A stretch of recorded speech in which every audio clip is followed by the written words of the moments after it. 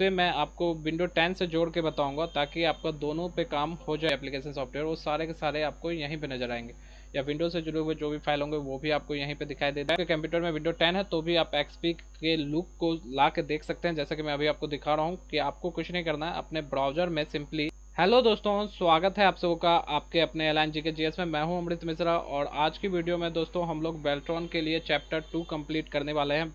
और जैसा कि मैंने आपको बताया था कि पीछे के वीडियो में जो थे वो थ्योरेटिकल टाइप ज़्यादा थे, आपके जो वीडियो होंगे उसमें थ्योरी के साथ साथ आपको प्रैक्टिकल भी करके मैं आपको दिखाऊंगा।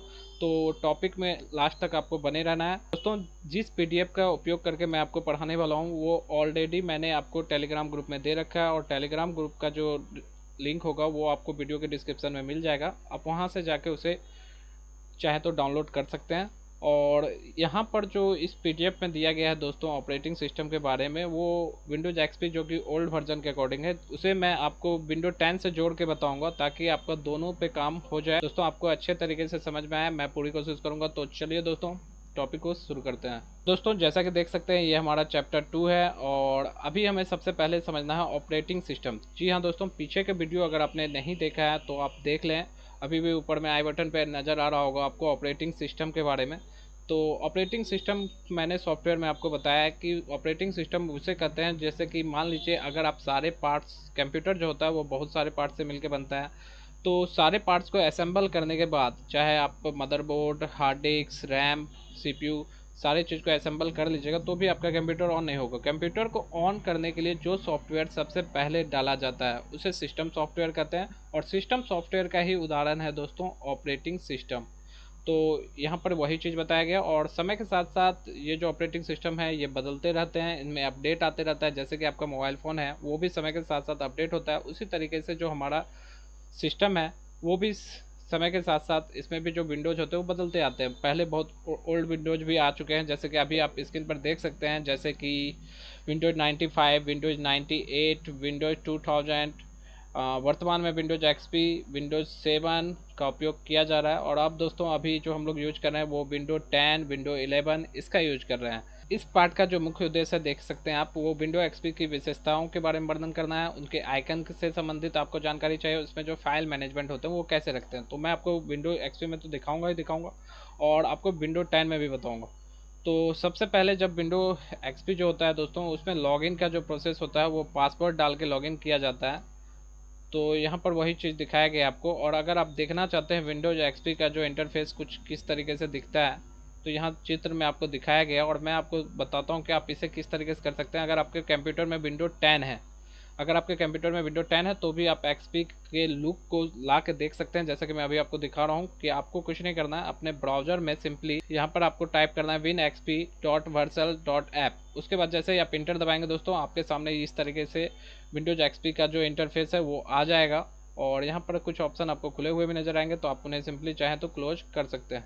ये जस्ट एक सैंपल है, और इसमें कुछ ही ऑप्शन वर्क करेंगे। ये पूरा का पूरा, चूंकि मैंने विंडोज एक्सपी इंस्टॉल नहीं किया है यहाँ पे, तो मैं आप लोगों को दिखाना चाहता हूँ कि उसमें क्या क्या चीज़ है। तो यहाँ पर आपको स्क्रीन पे जो चीज़ नज़र आ रहा है ये सारे आइकन है दोस्तों। ये एम एस पेंट का आइकन है, ये नोटपैड का आइकन है, ये माई कंप्यूटर का आइकन है। और यहाँ दोस्तों आप देख सकते हैं कॉर्नर में आपको स्टार्ट बटन नज़र आ रहा है। स्टार्ट बटन से यहाँ तक आपको पूरा ये टास्क बार कहलाता है। और इस टास्क बार पे दोस्तों जब भी हम कोई प्रोग्राम या फाइल खोलते हैं तो वो हमारा जो होता है वो टास्क बार पे ही ओपन नज़र आता है। इसके अलावा जैसे कि देख सकते हैं मैंने माई कंप्यूटर खोला, या फिर अगर हम चाहें तो नोटपैड खोल सकते हैं। तो कुछ कुछ फंक्शन इसमें अभी कार्य करेंगे आपको, क्योंकि ये डेमो वर्जन है तो इस पर आपका काम होगा। तो जैसा कि आप देख सकते हैं कि स्टार्ट मेनू के बारे में बताया गया है यहाँ पर, कि स्टार्ट मेनू कहाँ होता है, जो कि मैंने आपको बता दिया। और यहाँ पर जो मेन आइकन है उसके बारे में चर्चा होगा। तो देखिए क्या क्या मेन चीज़ है। एक ऑल प्रोग्राम हो गया, एक माई डॉक्यूमेंट है, दूसरा है my recent document, my picture, my music, control panel, printer एवं फैक्स, हेल्प एवं support, search, run, log off, computer बंद करना। अब ये चूँकि सारे विंडोज एक्सपी के अकॉर्डिंग है, तो पहले विंडो एक्सपी पे देखते हैं, फिर विंडो 10 पे भी मैं आपको बताऊंगा इसको। तो पहले अगर विंडो एक्सपी पे देखा जाए दोस्तों, तो विंडो एक्सपी पे आप यहाँ पे क्लिक करने के बाद देख सकते हैं यहाँ पर आपको माई डॉक्यूमेंट का ऑप्शन नज़र आ जाएगा। तो यहाँ पे क्लिक करके अगर आपने कंप्यूटर में जो फाइल वगैरह बनाए होंगे और जो सेव किया होगा वो नॉर्मली आपको माई डॉक्यूमेंट के अंदर में नज़र आता है। तो फिलहाल तो यहाँ माई डॉक्यूमेंट नहीं खुलेगा। इसके अलावा माई पिक्चर का option, my music, my computer, जो जो मैंने अभी आपको बताया वो सारा आपको प्रिंटर फैक्स, हेल्थ सपोर्ट, वो सारा इसी तरीके से विंडोज एक्सपी में आपको नज़र आता है। अगर बात करें विंडो 10 में इन सारे ऑप्शन का किस तरीके से यूज होता है, तो अब मैं आपको दिखाऊंगा कि किस तरीके से विंडो 10 में इसके सारे वर्क होते हैं। तो जैसा कि आप अभी देख पा रहे हैं कि ये जो है कॉर्नर में यहाँ पे विंडो 10 में स्टार्ट बटन है, और यहाँ पर ऑल प्रोग्राम ऑटोमेटिकली आपको पूरा का पूरा सारा प्रोग्राम नज़र आ जाता है यहाँ पे। तो यहाँ पे जितने भी आपके कंप्यूटर में जो सॉफ्टवेयर इंस्टॉल होंगे, जो भी एप्लीकेशन सॉफ्टवेयर, वो सारे के सारे आपको यहीं पे नज़र आएंगे, या विंडोज़ से जुड़े हुए जो भी फाइल होंगे वो भी आपको यहीं पे दिखाई दे देंगे दोस्तों। आप बात करें दोस्तों, इसके अलावा अगर हम बाकी चीज़ चेक करना चाहते हैं, जैसे कि माई डॉक्यूमेंट वगैरह चेक करना चाहते हैं, तो वो किस तरीके से हम देखेंगे। तो उसके लिए दोस्तों हमें सिंपली यहाँ स्क्रीन पे आना होगा, और यहाँ स्क्रीन पे आने के बाद दोस्तों यहाँ पर आप देख सकते हैं, यहाँ पर आपको एक यूज़र अकाउंट नज़र आएगा। तो ये यूज़र अकाउंट जो है दोस्तों, इस पर जैसे ही आप क्लिक करते हैं तो यहाँ पर आपको डॉक्यूमेंट का ऑप्शन नज़र आ जाएगा, और इसमें जो भी फाइल वगैरह आप नोटपैड, वर्डपैड, एमएस वर्ड में कार्य करते हैं वो आपका यहाँ पे सेव होता है। जैसे कि आप देख सकते हैं यहाँ पे बहुत सारे पीडीएफ वगैरह सेव हैं।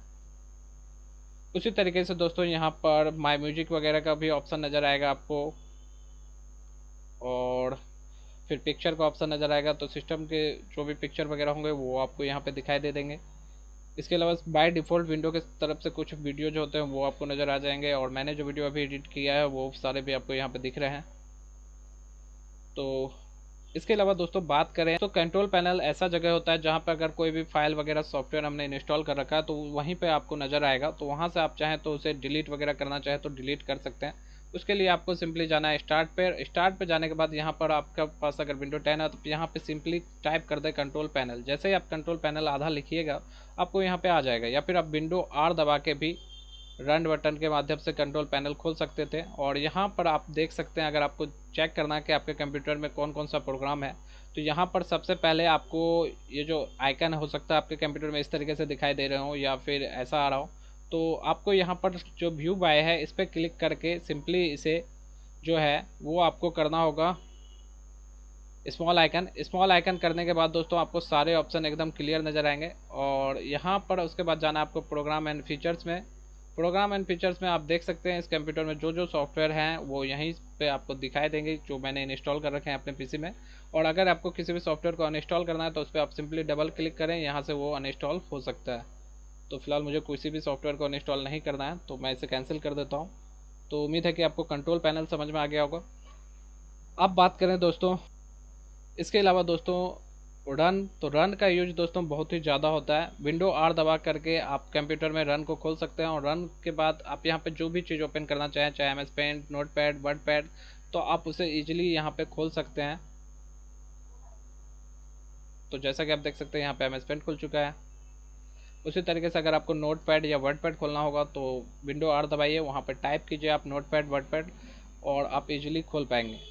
इसके अलावा दोस्तों बात करें इस पीडीएफ में, तो पीडीएफ में जैसा कि आपको बताया जा रहा है टास्क बार, तो मैं भी आपको अभी थोड़ी देर पहले मैंने बताया था कि ये जो नीचे वाला स्क्रीन है, जो आपको पैनल नज़र आ रहा है नीचे में यहाँ से यहाँ तक, ये पूरा आपका टास्क बार है।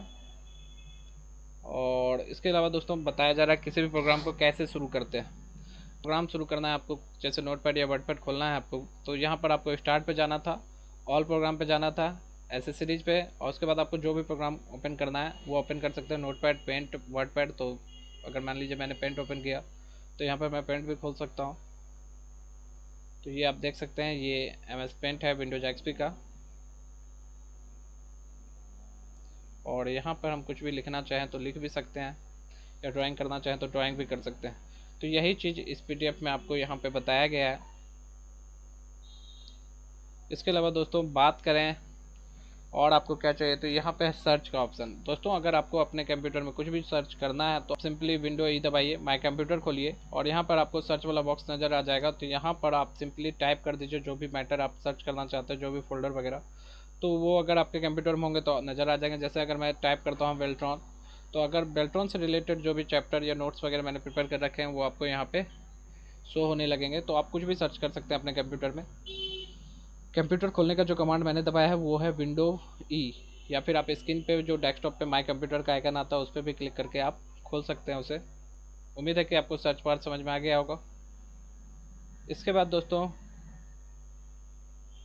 ये माई कंप्यूटर का इंटरफेस है। यहाँ पर जो भी हार्ड डिस्क वगैरह रहते हैं वो सारे माई कंप्यूटर में ही आपको शो करते हैं, वो मैं अभी आपको दिखा देता हूँ। आपको नॉर्मली कुछ की बताने वाला हूँ जिसका यूज आपको करना होता है। तो पहले हम सीखेंगे माउस के राइट बटन का यूज। आज के टॉपिक में आपको माउस के राइट बटन का भी यूज सीख लेना है, और साथ ही साथ कुछ स्पेशल बातें जो इस PDF में है वो अभी आपको क्लियर कर देंगे। तो सबसे पहले जो माउस के राइट बटन के बारे में, लेफ्ट बटन के बारे में तो आपको क्लियर होगा कि जब भी आप किसी चीज़ को सिलेक्ट करते हैं, डबल क्लिक करते हैं तो वो ओपन होता है। तो राइट बटन जब क्लिक करते हैं तो वहाँ पे सबसे पहला ऑप्शन आता है large icon, medium icon, small icon. तो लार्ज आइकन का मतलब जो आपके इस डेस्कटॉप स्क्रीन पे जो आइकन दिखाई दे रहे हैं उसको अगर आप बड़ा करना चाहते हैं और भी बड़ा बड़ा दिखाना चाहते हैं, जैसे कि मैं अभी दिखा रहा हूँ आपको, लार्ज आइकन पे क्लिक करते हैं जितने भी आइकन है वो सारे काफ़ी बड़े बड़े हो गए। तो अब अगर हमें इसे मीडियम आइकन में लाना है तो ये मीडियम आइकन हो गया, और अगर हमें इसे और भी छोटा करना है तो स्मॉल आइकन कर देते हैं। तो जैसे स्मॉल आइकन पर कर दीजिएगा आपका सारा आइकन एडजस्ट हो जाएगा। इसके अलावा बात करें, अगर जैसे कि मैं कुछ आइकन को उठा के यहाँ से यहाँ रखना चाहता हूँ, तो ये दोस्तों आप देख रहे हैं कि उठ के नहीं जा पा रहा है वहाँ से वहाँ। तो ये कब जाएगा दोस्तों, जब ये तभी मूव करता है जब यहाँ पे ऑटो अरेंज आइकन पे क्लिक ना रहे। अगर यहाँ पे क्लिक है तो ये ऑटोमेटिक अरेंज हो जाएगा, आप कितना भी उठा के रखना चाहिएगा नहीं जाएगा। तो इसके लिए दोस्तों जैसे कि मैंने यहाँ से हटा दिया, और अब अगर हम यहाँ से उठा के कुछ आइकन को यहाँ रखना चाहें, या फिर यहाँ से कुछ आइकन को उठा के यहाँ रखना चाहें, या फिर कुछ आइकन को यहाँ से उठा के यहाँ रखना चाहें, तो जैसा कि आप देख सकते हैं हमने पूरे स्क्रीन पे आइकन को इधर उधर करके रख दिया। अब अगर हम इसे अरेंज करना चाहते हो तो हमको सिंपली राइट माउस बटन पे क्लिक करना है, और यहाँ पर आप देख सकते हैं कि व्यू में ऑटो अरेंज आइकन है। जैसे ही हम ऑटो अरेंज आइकन पे क्लिक करेंगे ये सारे आइकन ऑटोमेटिकली अरेंज हो गए। तो ये इसका यूज होता है। ये एलिजन आइकन टू ग्रिड, इसका कुछ खास यूज नहीं है तो इसको हटाइए। इसके अलावा बात करें शो डेस्कटॉप आइकन, तो यहाँ पर स्क्रीन पर जितने भी आइकन हैं इसे अगर आप छुपाना चाहते हैं, आइकन यहीं पे मौजूद रहेगा, बस ये दिखाई नहीं देगा। तो आप इस पर जैसे ही क्लिक कर देंगे आप लेफ्ट बटन, तो अब ये देख सकते हैं कि इस डेस्कटॉप पे आपको एक भी आइकन नज़र नहीं आ रहा है दोस्तों। तो ये आइकन वापस लाना है तो आप राइट बटन क्लिक कीजिए, व्यू पे जाइए और शो डेस्कटॉप आइकन पे क्लिक कीजिए, तो आपको सारे आइकन नज़र आ जाएंगे। इसके अलावा दोस्तों बात करें सॉर्ट बाय। सॉर्ट बाय में दोस्तों आप ये जितने भी आइकन है उसको अरेंज कर सकते हैं कि आपको किस तरीके से अरेंज करना है। नेम से अरेंज करना है तो नेम के अकॉर्डिंग अरेंज हो जाएगा ये।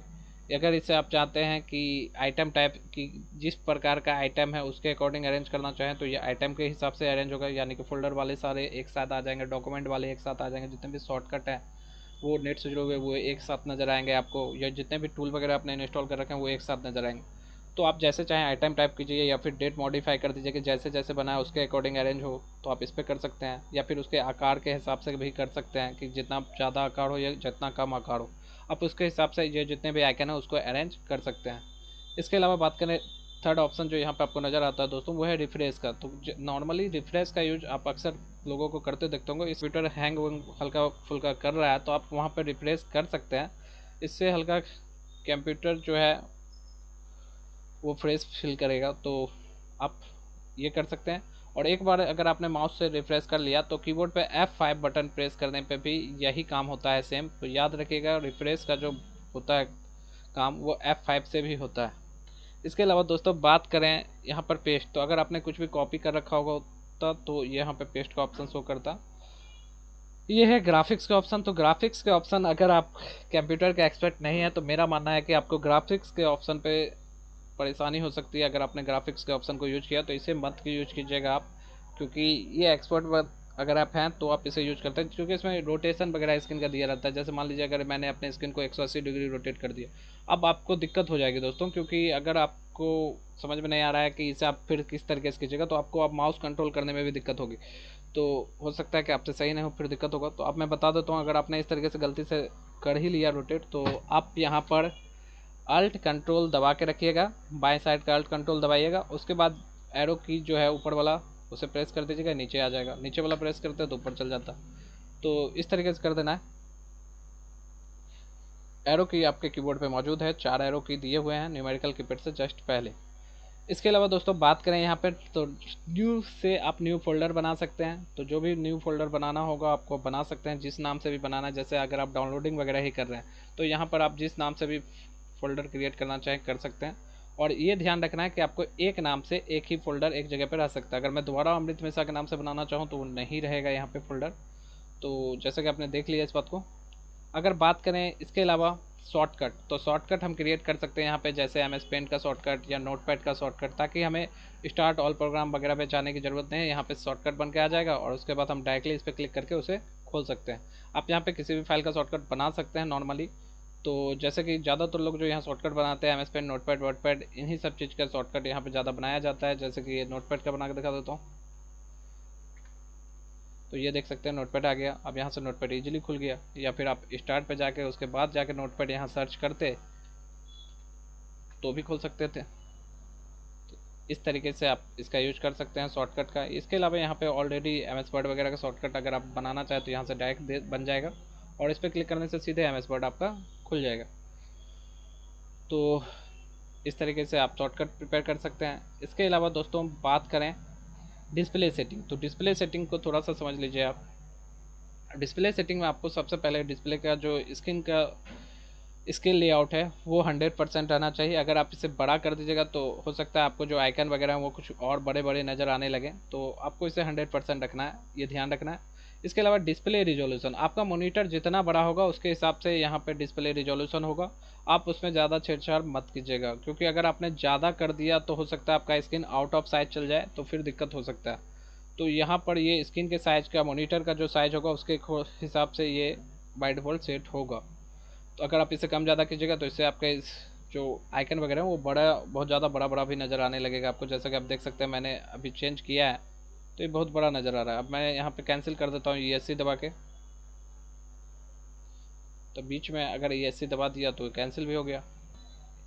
अगर हम बात करें पर्सनलाइज का, तो पर्सनलाइज में भी आपको कुछ एक्स्ट्रा ऑप्शन आते हैं जो कि आपके लिए जानना ज़रूरी है। तो सबसे पहले दोस्तों यहाँ पे है बैकग्राउंड। बैकग्राउंड में आपको क्या लगाना है, तो बैकग्राउंड में आप सिंपली यहाँ पे जो भी पिक्चर वगैरह है या कोई कलर वगैरह लगाना चाहे तो कलर वगैरह भी लगा सकते हैं अपने स्क्रीन पे, या स्लाइड शो वगैरह करवाना चाहे तो वो भी करवा सकते हैं। मान लीजिए मैंने कलर लगाया और इसमें से मान लीजिए मैंने ग्रीन कलर दे दिया अपने स्क्रीन पे, तो अब हमारे कंप्यूटर की जो स्क्रीन है देख सकते हैं वो ग्रीन कलर से आ चुका है। अगर आप यहाँ चाहते हैं कोई और कलर देना, अगर आपको कोई और कलर देना है तो आप कोई और कलर दीजिए। अगर आपको यहाँ पे कोई पिक्चर लगाना तो नॉर्मली मैंने जो पिक्चर लगा रखा था खुद का, वो अब स्क्रीन पर आपको नज़र आने लगेगा फिर से। तो यहाँ पर आपको इस तरीके से सारा चीज़ नज़र आएगा। अब अगर बात करें ये जो पिक्चर हमने लगाया है उसे किस तरीके से लगाना है, उसे फिल करना है पूरा में, या फिर फिट करके लगाना है, स्ट्रेच करके लगाना है, फिल करके लगाना है, सेंटर में लगाना है, स्पैन करके लगाना है। आप इस पर बारी बारी से क्लिक करके देख सकते हैं कि आपका पिक्चर किस तरीके से लगता है। फिल में नॉर्मली आपके पिक्चर पूरा स्क्रीन पे पूरा फिल होके लग जाएगा, तो आप देख सकते हैं ये फिट करता तो ये थोड़ा सा अंदर की ओर आके लगता। इसके अलावा दोस्तों बात करें यहाँ पर और ध्यान देने वाली बात क्या है, तो अगला जो ऑप्शन है ये तो मैंने आपको कलर बता ही दिया था दोस्तों, और कलर वगैरह उसमें ज़्यादा कुछ नहीं करना है आपको। थीम वगैरह जो है, थीम पे आ जाना है आपको। थीम इसका जो बाय डिफ़ॉल्ट है ये आपको कुछ इमेज नज़र आ रहा है कॉर्न दोस्तों, दाएं साइड में आपको नज़र आएगा डेस्कटॉप आइकन, तो ये सबसे मेन ऑप्शन है। तो डेस्कटॉप आइकन सेटिंग आपको करना आना चाहिए। ये सारे मेन आइकन होते हैं। अगर आप, बहुत सारे लोगों को विंडो 10 वगैरह में आइकन क्रिएट करने में दिक्कत होती है, तो यहाँ पे मैं आपको बता रहा हूँ कि जो सिस्टम के मेन आइकन है, चाहे वो कंप्यूटर हो, रिसाइकल बिन हो, कंट्रोल पैनल हो, नेटवर्क हो, यूजर्स फाइल हो, ये सारे जो मेन आइकन हैं वो आपको यहीं पे नज़र आते हैं। आप यहाँ पे क्लिक करके अप्लाई कर दीजिए तो ये सारे वहाँ शो करेंगे। अगर यहाँ से हमने टिक हटा दिया तो ये सारे आइकन वहाँ से हाइड हो जाएंगे बाय डिफ़ॉल्ट। देखिए जैसे हमने यहाँ पे ओके करके हटा दिया, अब यहाँ पे देखिए कि आपको माई कंप्यूटर वगैरह का आइकन कहीं पे भी नहीं दिखाई देगा दोस्तों, क्योंकि हमने इसे यहाँ से हटा दिया है। तो ये जब आप कंप्यूटर में सॉफ्टवेयर इंस्टॉल करवाइएगा तो जो आपके सॉफ्टवेयर को इंस्टॉल करेगा वो यहाँ से अप्लाई करके ये सारे आइकन आपके स्क्रीन पे ला देता है। तो जैसे कि आप देख सकते हैं ये सारे मेन आइकन आपको नज़र आ गए। इसके अलावा दोस्तों बात करें और आपको नॉर्मली बाद बाकी सेटिंग सब ठीक ही है, तो इसमें ज़्यादा कुछ नहीं करना है। इसके अलावा दोस्तों आपको उस PDF में एक चीज़ और बताया गया कि जैसे अगर आप कोई फोल्डर है, अगर हम इसे डिलीट करें तो नॉर्मली कीबोर्ड पे डिलीट बटन होता है। अगर आप नहीं वहाँ से करना चाहे तो राइट क्लिक करके भी आप यहाँ पे चाहें तो यहाँ पे आपको डिलीट बटन नज़र आएगा, और डिलीट पे क्लिक करने से ये फोल्डर डिलीट हो जाता है। और डिलीट होने के बाद दोस्तों ये फोल्डर चल गया होगा रिसाइकिल बिन में। जब भी हम कुछ भी डिलीट करते हैं अपने कंप्यूटर में तो वो चला जाता है रिसाइकिल बिन में। अगर आपने नॉर्मल डिलीट किया है सिर्फ डिलीट बटन दबा के, तब तो ये रिसाइकिल बिन में आएगा।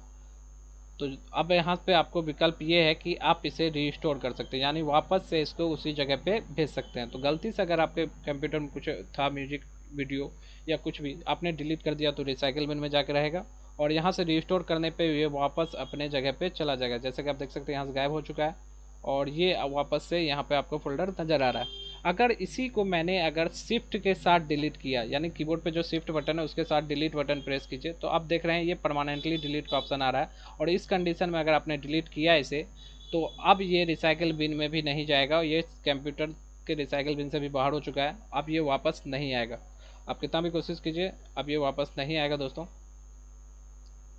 तो उम्मीद है कि आपको माउस के पूरे राइट बटन के बारे में मैंने अच्छे से क्लियर कर दिया है। और इसके अलावा दोस्तों बात करें रीनेम की, तो रीनेम करना बहुत आसान है। जैसे कि मान लीजिए इसका नाम बदल के मुझे कुछ और करना है, तो आप कीबोर्ड पे F2 बटन अगर प्रेस कर दें तो यहाँ से रीनेम हो जाएगा। आप यहाँ पे कुछ भी लिख सकते हैं उसके बाद, या फिर आप राइट क्लिक करके भी रीनेम कर सकते हैं। तो जैसे कि देखते हैं मैंने MS पेन का नाम ही बदल के अपना नाम लिख दिया। तो आप कुछ भी रीनेम करना चाहे तो F2 वगैरह बटन को प्रेस कर लें। इसके अलावा कीबोर्ड पे जो भी बटन है उससे जो कमांड है उसका मैं अलग से वीडियो दूंगा आपको।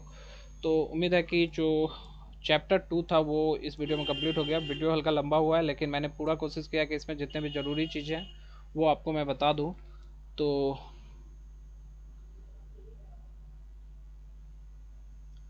उम्मीद करता हूं कि आपको ये वीडियो पसंद आई होगी। मिलते हैं अपने नेक्स्ट वीडियो में।